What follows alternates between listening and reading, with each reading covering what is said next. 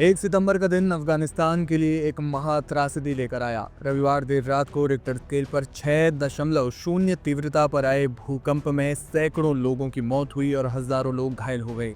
और अब ये संख्या बढ़कर 1400 से ज्यादा हो गई है और 3000 लोग घायल हुए हैं। जी हाँ, तालिबान सरकार के प्रवक्ता जबीहुल्लाह मुजाहिद ने एक्स पर पोस्ट करके बताया कि पूर्वी अफगानिस्तान में आए भीषण भूकंप में मरने वालों की संख्या 1400 से ज्यादा हो गई है। उन्होंने कहा कि 3000 से ज्यादा लोग घायल हुए हैं।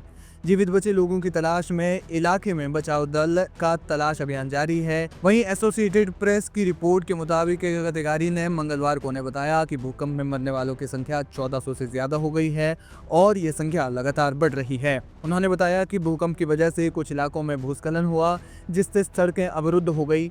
हालांकि इन्हें फिर से खोल दिया गया है और अन्य सड़कों को भी जल्द ही खोला जाएगा ताकि उन क्षेत्रों तक पहुंचा जा सके जहां जाना मुश्किल है।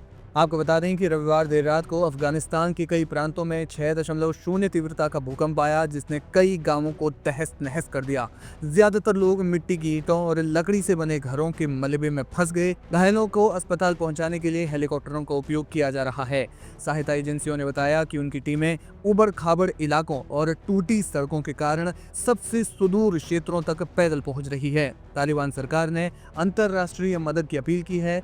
ब्रिटेन ने आपातकालीन निधि में 10 लाख पाउंड यानी करीब 13 लाख अमेरिकी डॉलर देने का वादा किया है, जो तालिबान सरकार को न देकर मानवीय एजेंसियों के बीच वितरित किया जाएगा। गौरतलब है कि ब्रिटेन तालिबान सरकार को मान्यता नहीं देता। इसके अलावा चीन सहित अन्य सरकारों ने भी आपदा राहत सहायता की पेशकश की है। आपको बता दें कि 2021 में तालिबान के सत्ता में आने के बाद ये तीसरा सबसे बड़ा भूकंप अफगानिस्तान में देखा गया है। लेकिन सवाल ये है कि रिक्टर स्केल पर 6 की तीव्रता के बाद भी अफगानिस्तान में इतनी तबाही कैसे मच गई। अक्सर 6 की तीव्रता का भूकंप इतना खतरनाक नहीं माना जाता। इससे पहले कई देशों में इस स्केल पर भूकंप आए हैं जिनसे इतनी ज्यादा तबाही नहीं हुई है, लेकिन अफगानिस्तान में इसी तीव्रता के भूकंप से इतनी तबाही कैसे मच गई।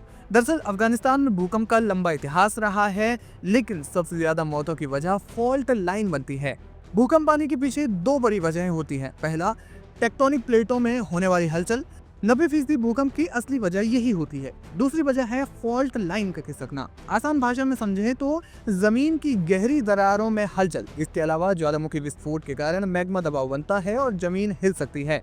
अफगानिस्तान के मामले में भूकंप के बाद मौतों का सबसे बड़ा कारण फॉल्ट लाइन को कहा जा रहा है।